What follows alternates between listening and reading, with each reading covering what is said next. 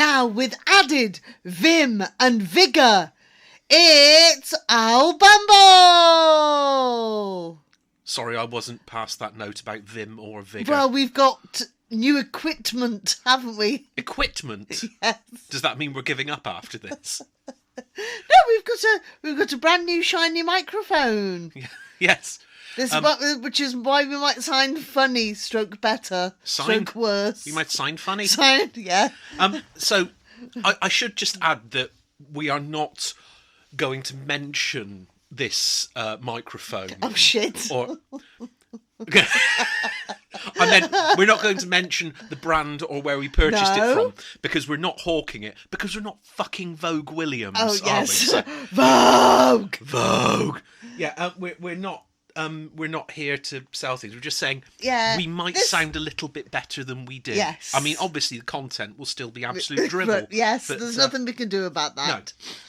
No. But in the meantime, here's... right. I've got a great thing for you guys to try out. Now, have a code. You've got to do the thing with the hands. You've got to point at the camera. You've got to do... Make a funny face. Lots of things with the hands. And you've got to get right up to the camera as well, because you really need this in your life, guys. Yeah. Is it some stupid doll holding a bottle of Coke or something? Yeah, from Reader's Digest. Yeah.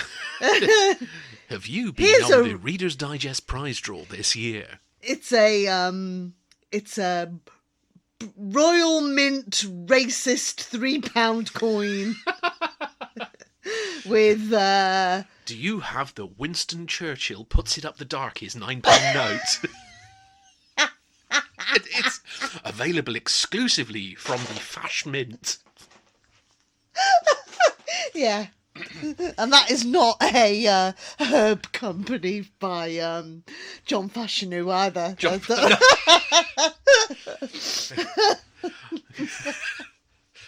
Yeah. Anyway, should we get on? Yes. That was a bit more surreal than I was expecting it to be. So we've been away because it's been busy. Yeah. We've been working, and it's been year 6. Trying to get Marcus a suitable place at secondary school time. So we've had open evenings, and in the past 2 weeks, I've done over 100 hours of work in various places with various hats on. So yes. Yeah, apologies for. I mean, I can't imagine anyone's particularly going to be on tenterhooks waiting for this to come back around, but. Hopefully there might still be a couple of people listening. Yes. Hello, Auntie Doris. And hello, Kev the Milkman. So it was your choice, wasn't it? It was, yes. So should we get on and review? Yes, I've gone for one of this year's number 1 albums. Yes. Which is Pretty on the Internet by the K's. Which is their second album. Does the K stand for anything? Not that I'm aware of. Okay. I'm sure there is an explanation for it somewhere, but I'm not party to that yet. Right. So, right, are we going to... I think so. Is there anything else you want to say about them? They're wolves, aren't they? Let's just get it out the way. They are wolves. They're Northwestern, dear. Yes. They're wolves. They're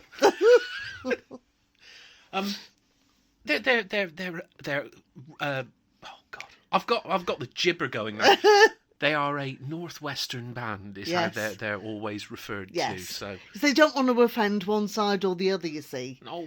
Because if they say they're Manchester, that'll irk up the Scousers, and if they say they're from Liverpool, that'll put the backs up of the Mancunians. You see, I would say they are closer to the Manchester scene than they are to the Scouse one. Yes. But yeah, I mean, it's all one big happy northern family, isn't it?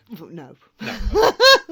Well, unless you're from Widnes, of course. But... Yes, where you're always sad. No, Widnes, we had a good time in Widnes, didn't we? Yeah, Widnes. For the hour we were there. Yeah. Except Burbs had a nightmare and it couldn't choose anything from the bakery. Well... Which is, that's a good reason to have a tantrum, isn't it? There's so much choice in the bakery you can't decide. Too much choice in the discount bakery, which was also the third album by The Verve. Oh dear. Right. Let's get on and review the album. Yes. Pretty on the internet by the K's. So I did mention just before that this album was a number one hit. A number one. During the summer. Which is, I think, with relatively minimal sort of online advertising. I didn't see loads of adverts dropping onto my social media all the time about this. I would compare it to earlier in the year, the Sherlocks released their latest album, and they had been hammering that on social media for a good 6 months because they were trying to get the pre-orders in, trying to get everyone to get on the bandwagon for that because they wanted a number one album as well. Yes. And it didn't work for them. I think they got about number 3 or number 4 out of it.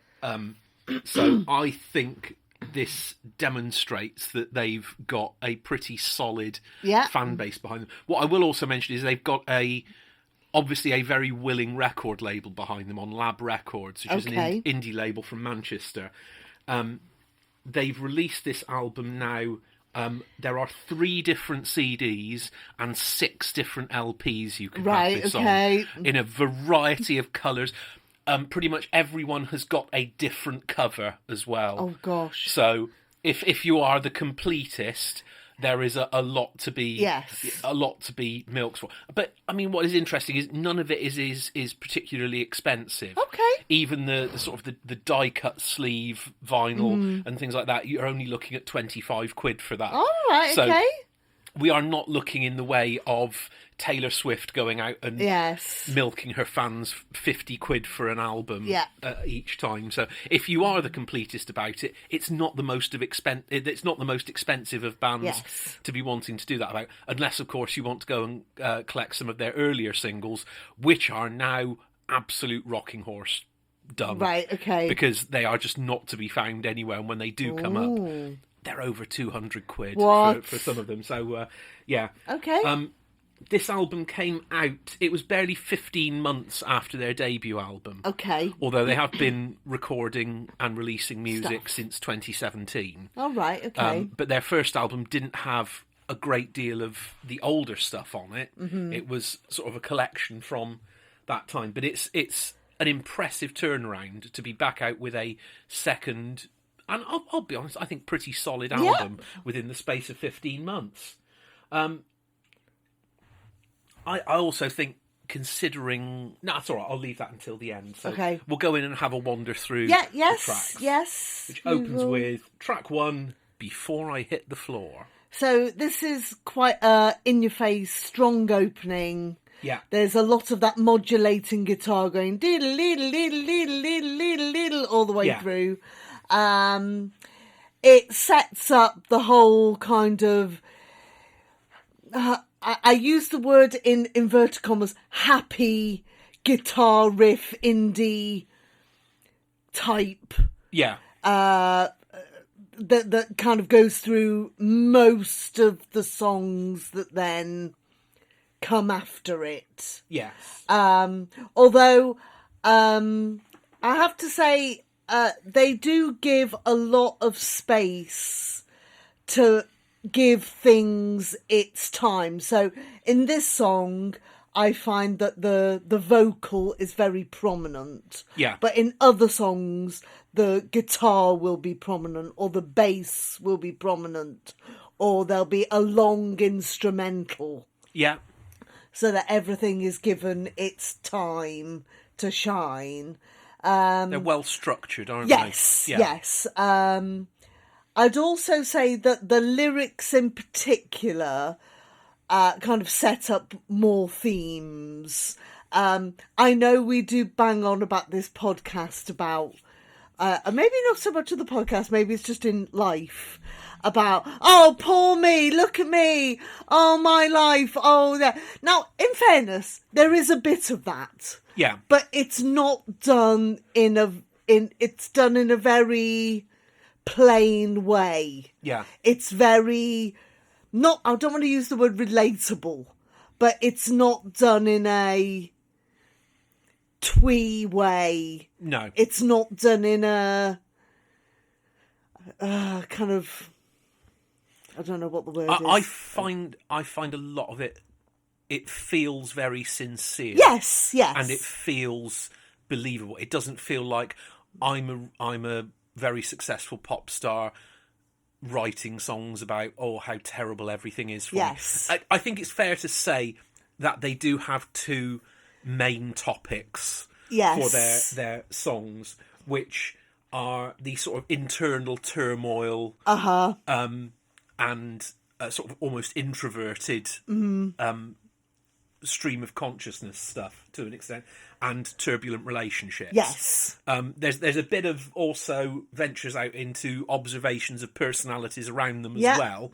But there are the two main topics that they perform about, which I don't have any great problem with. I must admit, I would be quite interested if they were to perhaps not do a full album like it, but if they were to go a bit more Man and the Echo and become a bit political. That might be to come. Because I don't know whether that would... I don't know how that would sit with their fans, whether their fans are comfortable with them being a band about me and what's around me, as opposed to the wider world. I think this is an ideal opening track for a second out.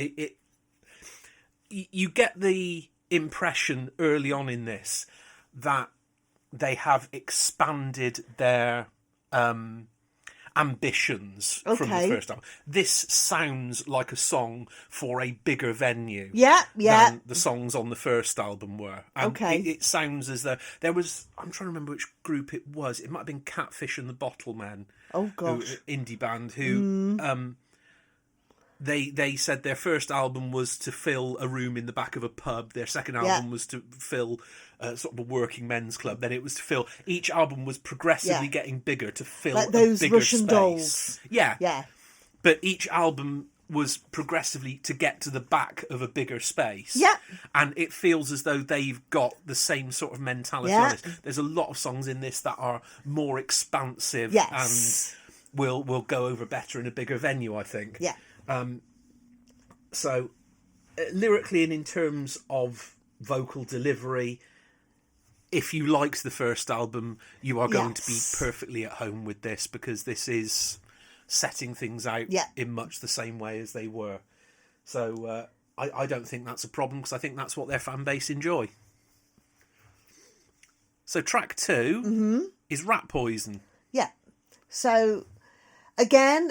similar style. You've got this, but you've got the bass that comes through on this song. Kind of slightly funky. Thing. It's got good energy. It's got obviously the title is rather kind of like kind of rat poison. Is this about killing rats? Or is this about something a little bit more sinister? I mean, it could be about blood pressure medication. Well, yes, it could be about that as well. So it just maintains that energy. The themes. Kind of slightly, almost verging on mosh pit-esque. It's got the kind of slightly kind of not rowdy, but it's a bit more. I can imagine this, with the crowd kind of going a bit mad. For it. I think the first. I don't want to get ahead of myself too much. I think the first 4 songs on this album are very much a sort of opening act. Everything is high energy. Everything is a lot of push and is getting everyone up and moving. I don't have a great deal else to say about it, because I think a lot of the themes that we covered with the first track are true about this as well. So, track 3 is Breakdown in My Bedroom, which also opens with sort of the wide, expansive sound And I don't think, although you couldn't describe this as downbeat, there is a slight tempering of the tempo from the first couple of songs, which gives you an indication that this isn't an album just bang, bang, bang, bang, bang. This is something where there's been a bit more consideration put into it. I'll mention, just for your benefit, that the key change for the last chorus is totally Eurovision worthy. Yes. Yes, it's still got the same kind of energy, but the tone has slightly changed. Yeah. Which gives it a slight difference to the first two. Yeah. As you said. You can kind of tell from the title of the song probably what this is going to be about. You've got a slight kind of deeper meaning to the kind of internal struggles, and possibly might take people back to 2020. That feeling of, even if you weren't having mental health struggles at any time, you were probably feeling quite alone. Yeah. And kind of struggling with things. I do have to say I did enjoy the key change. Yeah. I did enjoy the key change. And actually it was at this point that I was thinking, would the K's do Eurovision? Because I think, like, we've had a few bands recently, like Catharsis for Lithuania, and the stalwarts of the ESC 250, which has been Soft Engines Something Better. Do you remember that? You know, something better. You love that song. Did I? Yes, you did. Okay. I just thought something like this would, I think, do very well. Yes. Because it's very catchy. Their stuff seems quite listenable. Yeah. Lots of little earworms. Yeah. Lots of easy rhymes. Yeah. There's lots of changes of slow bits, fast bits. Yeah. Kind of long notes, lots of garbled notes. Yeah. So, you see, I think, although I don't want to go off into too much of a tangent on Eurovision, I think that we've got to stop trying to outdo other countries with pop acts. Yes. And the problem is this type of music is desperately unfashionable. Yes. In straightforward indie guitar music with a smart lead singer who's obviously got some investment in it, that is absolutely not in fashion at the moment. And I think it would do wonders both for this genre of music and for the reputation of British music if we said, do you know what, we're not going to keep sending washed up or never quite made it pop stars. Yes. We'll send something different that people associate this sound with the UK. Yes, yes. You go over, you listen to Studio Brussels, and you hear in Belgium what they take from the British sound. And bands like Stone had a big hit in Belgium with Money, Hope Ain't Gone.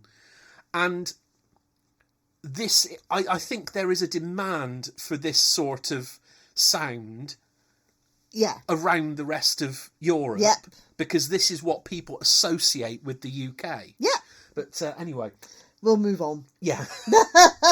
Track 4 is one of the songs that was released preceding the album, which is the Bends, open brackets, Here We Go Again. Now, I think it's brave to release a single from a second album called Here We Go Again. Yes. It's or called The Bends, which makes you think of Radiohead. Yes, yeah.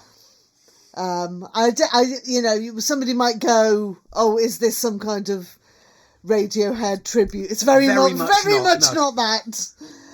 So it's a very obvious single type release.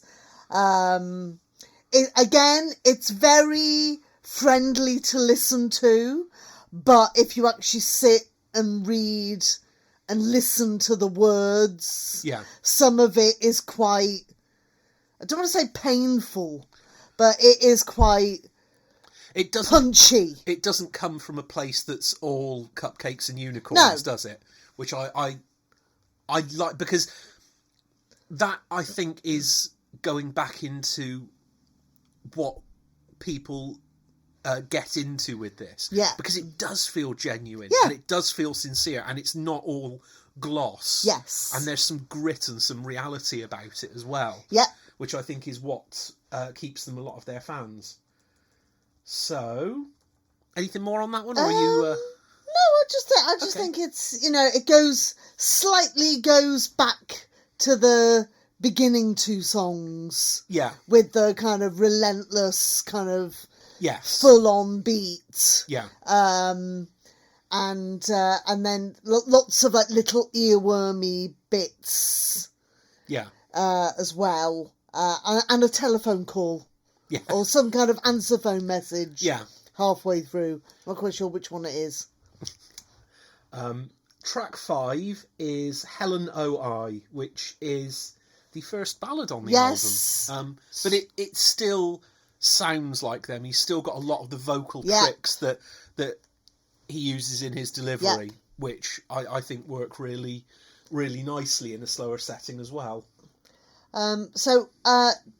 Lyrically, this is a very clever song because it works on two levels. Yeah. Because you've got you're just talking about somebody called Helen, who's kind of like your unrequited stroke, lost love stroke, want to get you back kind of thing. But you've also got the mythological Helen and Paris. Yeah. Who are, so it, depending on what you know about mythology, and that you could see it that way, or you could just listen to it about a girl called Helen, and you're in Paris type thing. So obviously we've got a lot of, it's much more melodic. It's got the strings and piano. It's a bit more orchestral. Yeah. But it still has a kind of that same energy that kind of carries through, but in a different way. Yes. It's going to be a big sing-along live, yes, isn't it? It's going to be, flags in the air, the phones up, phones with the torch on. Or a Chris Martin bangle. Yes. Or something like that. Yeah. So track 6, which is also the last track on side 1 of the album, if you're on one of the 6 different vinyl. Oh, yes, versions, is Picking Up the Pieces. So this kind of goes back to the kind of high energy. Oh, you see, I didn't think did you? Oh, right, okay. You see, I think this sort of goes back to a sort of a midpoint, because I don't think this is full on blah. No, but it does go back to the energy though. Yes. You've got the repetition, we've got the little earworms. Yeah. We've got kind of like the jangly guitars. Yeah. Maybe it's not quite as quick or kind of it's not quite as umphy. It's not as flat out as the early ones. So, and again, it's kind of like me and my friends, we're going to pick each other up and that kind of... I tell you what, a lot of this is very much personal stories, but to a group mentality.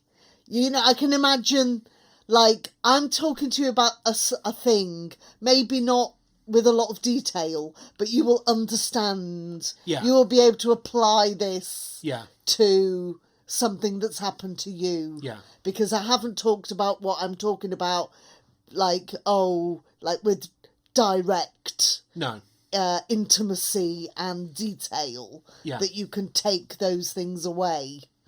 It's been elevated above the situation as an observer, I think, rather than as a full-on collaborator in that. So now we turn the album over. Yes. For side 2, which opens with, I think, perhaps their most obvious song on the album. Uh-huh. Yeah, I mean, this is the one that if you listen, obviously there's quite a few of this songs that sound immediately like them. Yeah. I think this is the one, if you just look at the title, you say, yeah, this is a K's song. Yeah. It's absolute heartland stuff for them. It's Yes. a very easy goal to score. Yes. So this is Me and Your Sister. Right, so I'm just going to talk about something a bit weird, but it's very tangential. So so once I'd listened to this whole album a few times, I read a review of it. Mm-hmm. Now, you know when you read a review and you think, have you listened to the same album I have? Right. Because they mentioned Arctic Monkeys. Right. Oh, God, I've forgotten the other one now. They mentioned somebody else and Bryan Adams. Okay. And I was like, okay, I can understand where... Oh, no, I'll tell you who else they mentioned. So, obviously, I could understand the Arctic Monkeys a bit. Yeah. They also mentioned the Manic Street Preachers, which I was like, I don't really get that. No. I don't understand which bit of the Manic Street Preachers they're talking about. Because it's not... It doesn't have the cuttingness yes, of their...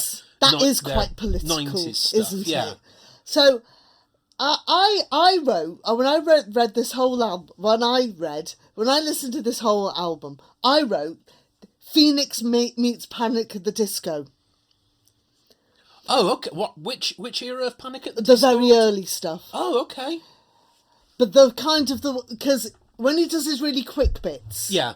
He really gets his tongue... Oh, yes. Yeah. That kind of... Yeah, in the vocal delivery. Yeah. Kind of, and the things. Yeah. This song, House Martins. Ooh. This is what I got. And this also made me think his vocal delivery is very Paul Heaton. That's a good call. And yeah. This was the one where I was like, oh, this is something I'm hearing something different. And almost in the way that the House Martins did do kind of this social commentary stuff that happened to me that I bet you've thought about or seen, or that reminds me of X. Yeah. So, yes. So I felt this was quite House Martins-y. Yeah. Obviously the subject matter is a bit funny, if not a bit weird. Kind of like having a girlfriend but actually liking the sister as well. I mean, I've got to be honest, it's not untrodden subject territory for indie pop. Yeah. It's one of the things I find quite difficult is saying that this sounds like another band. Yeah. Because obviously there are some bands who there are obvious influences there, and you can see how it all fits together as a package. I wouldn't have said. I don't see what any era of Manic Street Preachers would fit into. I actually found an interview with them on Granada Reports with Elaine Wilcox, who's the good Lucy Meacock. Oh right. And basically, one of them wasn't there. I think he was still at work or something. Yeah. And they were saying that two of them were really into. They'd grown up on mod stuff. Yeah. Which, I guess, with the instrumentation, the kind of fast-paced. Yeah, I mean, if you listen to how sort of Paul Weller delivers his vocals in the Jam era, there's a bit of that going on, isn't there? And then there was the other one who was saying, well, I was really into kind of like the 90s kind of dance pop, Spice Girls. Oh, crikey! Thing. Okay. Which kind of you can kind of see some of these influences. Yeah. Starting to kind of come in. I think this was before they'd even released their first album. Yeah. So, well, as I said, the first album only came out last year. Oh, right, okay. After, I think, 7 or 8 years of... I might let you look at that later. Yeah. Good. So we take the tempo down a little bit for 33 Heads, which starts slowly, and I think you're almost expecting it to build to a big blah, blah, blah, but it doesn't. It builds to a plateau and then stays there and lets the sound spread out from there. Yes, I mean, I think that kind of works with what the song's about. Yes. Kind of feeling like you're not... Well, not that you're not the centre of attention, but you're just kind of there. Yeah. So I even wrote, it feels like this is going to be a slow song, but it doesn't get into being a big song. No. So there's a nice catchy tone. It kind of does what it says on the tin, lyrically and musically. Yeah. It really does kind of fits together on both levels, really. Yeah, and it's very restrained and considered, because I think it's very easy for performers of all sorts of music, to be honest, to have that feeling that you've got to give every song everything. Yes. And I think being able to hold a little back has huge advantages to it. Yeah. Track 9 is Sold It, Own It. Yeah. So we're back to the kind of familiar jingly jangly guitar riffs. Yeah. Although there are some dips in the instrumentation. It's... What else have I written? Yes, slightly anthemic. Powerful finish. Yeah. Lots of short little bits. Yeah. You know, as the title suggests. Yeah. So, yes. See, I think this second side of the album has been put together to be the more reflective, more considered view. They've front loaded the big jump up. This is the stuff you know. Yeah. This is the stuff that we're trying differently. Yeah. Kind of thing. But I also love the fact that at no point does anything come on here and you think, oh, we've taken a complete turn here, this doesn't fit. Everything works as part of their sound. Yeah. But they're growing and repertoire. Yeah, and they're going out in different directions as well. So track 10 is Running Away Now. Now, this it's a bit of a spoiler alert, but it's a good job. Tracks 11 and 12 were a bit different, because I wrote for number 10, this is very catchy, but I feel like I have already heard this song, and that's I just think that maybe if you like this band and that's what you're into, then you don't mind. Yeah. But if you feel like you've never heard this before, it does feel, unfortunately, like I've heard this song. And that's no detriment to this song. They could have put this song as track 3. Yeah. And then put track 3 as track 10. Yeah. And I'd say the same sort of thing about that song. Again, it's got the fast-paced guitars, energy, lots of guitar riffs, more raw kind of lyrics. Yeah. It is what it is. Yeah. It's just got to the point where it's perhaps a little too much of it. Yeah, a little bit too much. No. Especially when you've just had some songs that have been quite a little bit different. Yeah. You're kind of hoping that we're going to get something else that's different. Yeah. But you see, don't. I think 30 years ago, this wouldn't have been on the album. This would have been the B-side to the Bends. Uh-huh.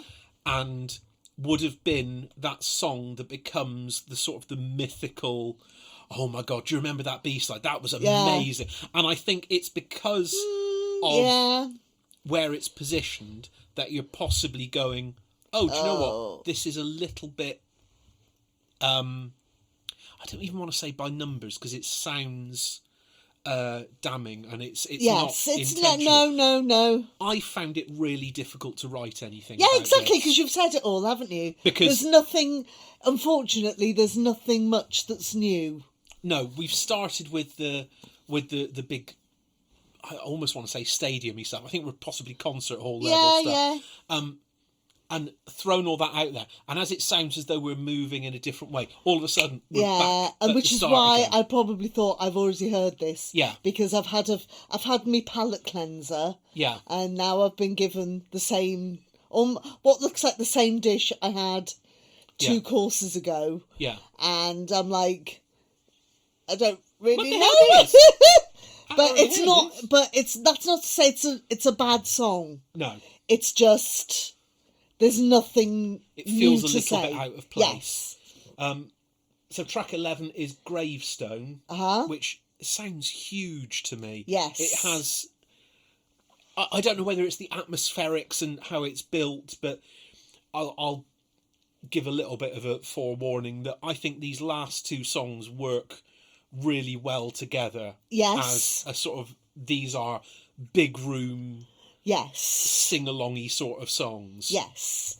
I found this song what I would describe as blossomsy. Oh, okay. It's not that wet. No, I know, but it was, it's like, but that's why I say E at the end. It picks up the pace quickly, showing a slightly different side. To the band, I think. And again, it's got a lot of the energy, it's got a lot of the lyrics, but there's a slightly different edge, there's a bit more range, possibly. And obviously, you can see it's getting a little bit macabre. Yeah. Just, things like Gravestone with your name on. Yeah. It's like, oh, okay. Yeah. Yeah.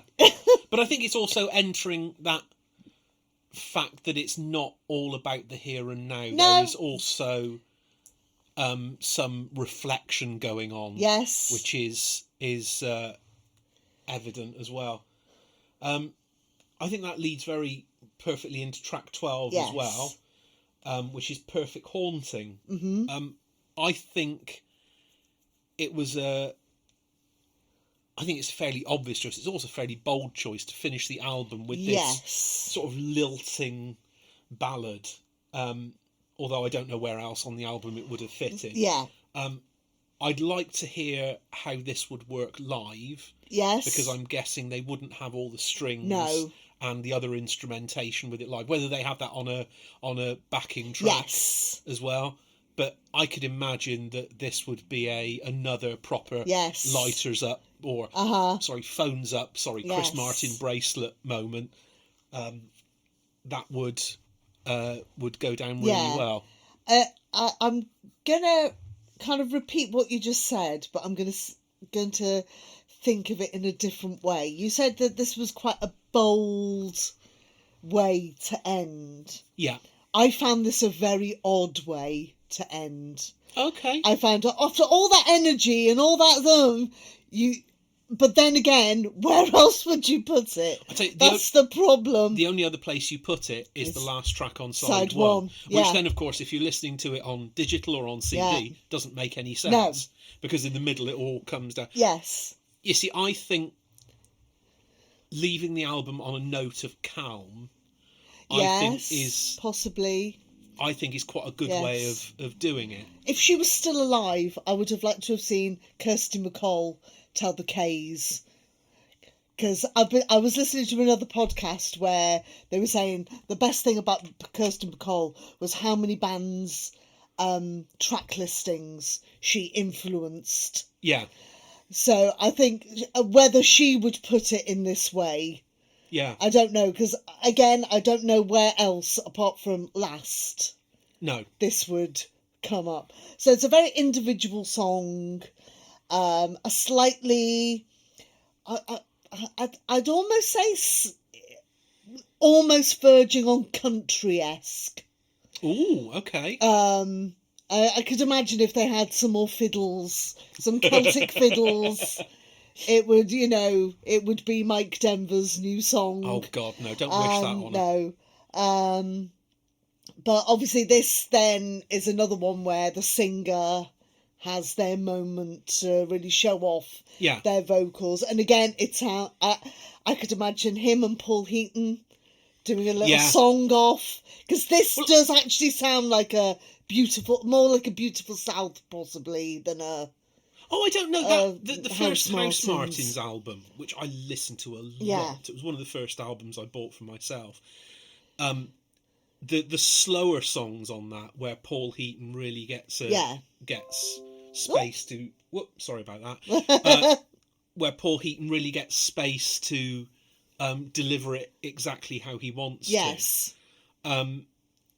I think that's really important for juxtaposition against your Happy Hours, against your Five Get Overexcited, against Sheep, against all of those other songs. And I think this here as well feels important that they're doing this as well as doing their pop song.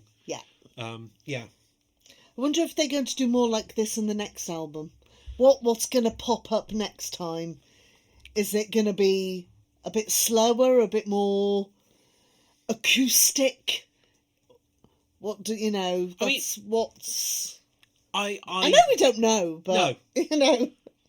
And plus, I doubt they know themselves, because obviously it's going to be a case of we need to get this album out and toured and allow the dust to settle on that before deciding if there's a different direction beyond that. So, yeah.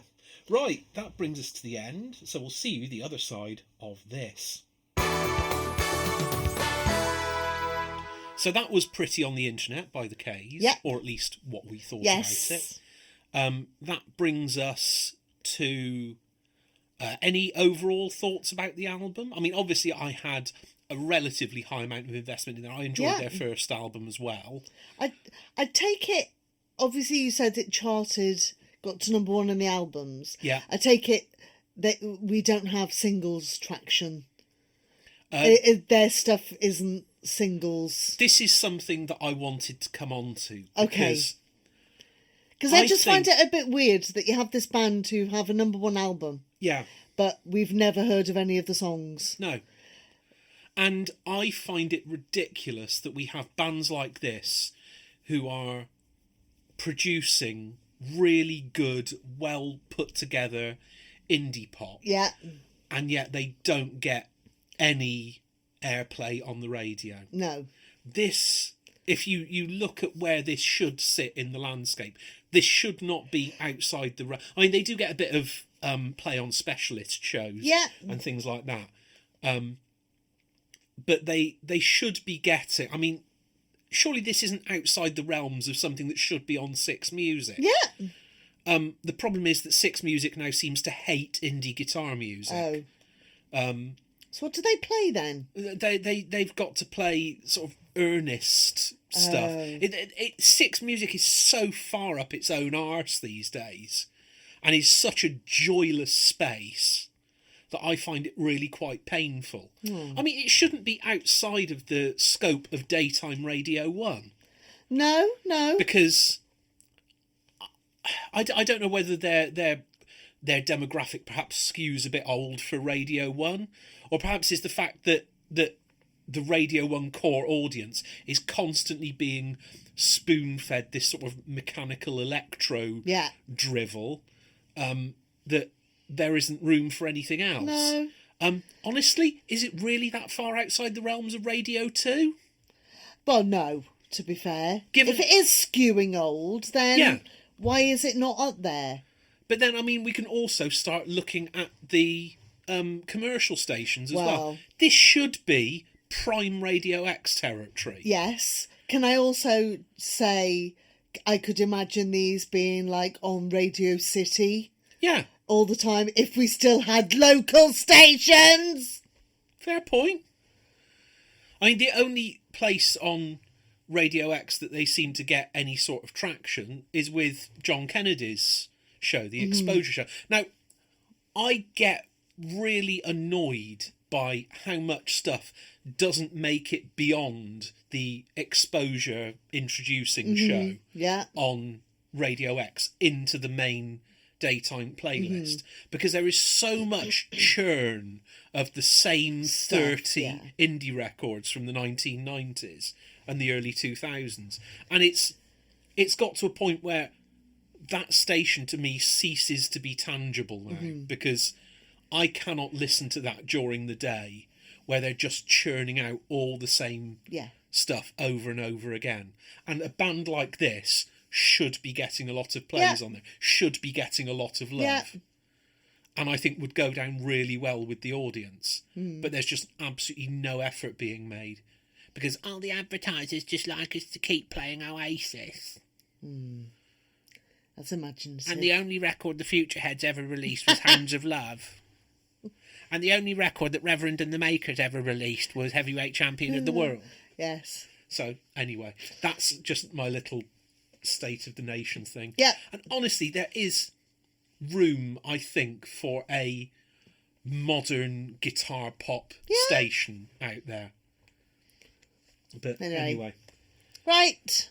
Shall I tell you what we're going to listen to next time? Where are we going next? So, we are going to go back to the mid-80s. Right. Okay. With a genre we've not touched on yet. Jazz. No, not really. Well, I think we have, but not quite this hard into it. Okay. Oh, God. I'm setting it up. I think there will be a lot to say about this act. Right. I also think there will be a lot to say about the people behind the act. Oh, God. So... Is it modern romance? No. Okay. No. I'd like you to listen to the only album by Mel and Kim. Okay. FLM? Which is FLM. Yes. Now, there are two versions of it on Spotify. Right. The remastered version, which is the one you're going to listen to. Okay. Not the deluxe version, which has 28 tracks on it. That's too many. Which is like, huh? Weren't they only around for like 18 months? Yeah. Who knew they had so many songs? I don't want you to listen to that one. Okay. It's very front-loaded. So you will notice that all the songs you've heard of...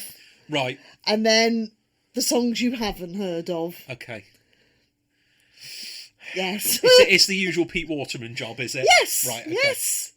Yes. Right. But, yes. So I thought that would be something a little bit interesting. Yes. Something a bit different. And there's only 9 songs. Okay. So...